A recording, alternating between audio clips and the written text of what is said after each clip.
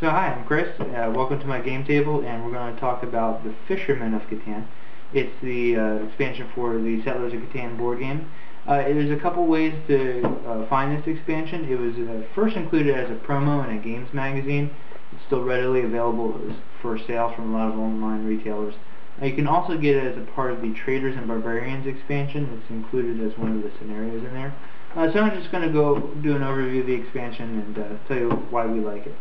So what it adds to the game, there's not a whole lot of rules, not a whole lot of new stuff, but for what the little it adds, it gives you good value. So it adds these fish tokens. You can see them around the board. Each one has a number on it, just like a resource hex would. If you have a city or settlement built on this fish hex, when that number is rolled at the beginning of every turn, you can produce fish tokens. So you have all these fish tokens face down. These fish tokens either have 1, 2, or 3 fish on them. So all these fish tokens are mixed in face down. When it produces, you draw one at random and you keep it face down in front of you. If you have a settlement on fish, it produces 1 token. If you have a city on fish, you'll be able to produce 2 tokens whenever that number is rolled. So what do you do with these fish? On your turn, you can trade them in for various different things. If you trade in 2 fish, you can take the robber, move him off. If you trade in 3 fish, you can steal a resource card at random from another player, kind of like when you move the robber. If you trade in 4 fish, you can draw any resource card that you want of your choice from the bank.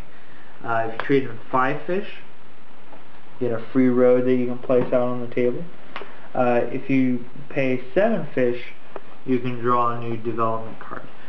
So a lot of interesting choices on what you can do with the fish. What's different about the Traders and Barbarians is the lake hex. Works just like these fish tokens along the coast, but this one has 4 numbers on it. It replaces the desert. When any 4 of these numbers are produced or rolled, if you got a city or settlement there, you'll be able to draw a fish hex. So this is actually becomes one of the top producing hexes in any game. So there's a lot of fish production coming out of it. So that's really it. That's just about all the rules. Whichever way you get it, whether it's the mini standalone or whether it's the Traders and Barbarians, it's the same artwork, exact same stuff. There's the old boot token. There's 1 old boot token mixed into the pool here. If a player draws this, it says they need +1 in order to win. So that means they need 1 extra victory point in order to win. So if you normally need 10 points, if you have that boot, you need 11 points in order to win. So there is a little bit of a drawback to having the fish. However, you can trade that boot token to any other player that has the same or more victory points. So it's not always stuck with you, but it is a hot potato that you're trying to get rid of the whole game. So only a little bit of rules, but it adds a whole lot. They're very well balanced. Players who want to focus on a mainland strategy gathering resources are just as competitive as players on the coast, and it adds size to the map in that players along the coast normally are at a disadvantage because they're not getting as many resources.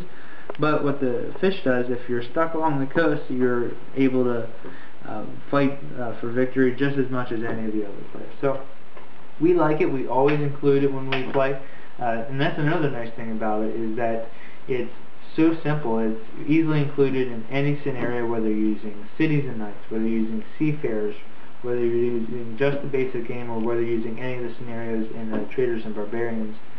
It easily fits. We get a lot of play, and I found for as cheap as I paid for the mini standalone expansion, get a lot of play out of that value. So highly recommend it.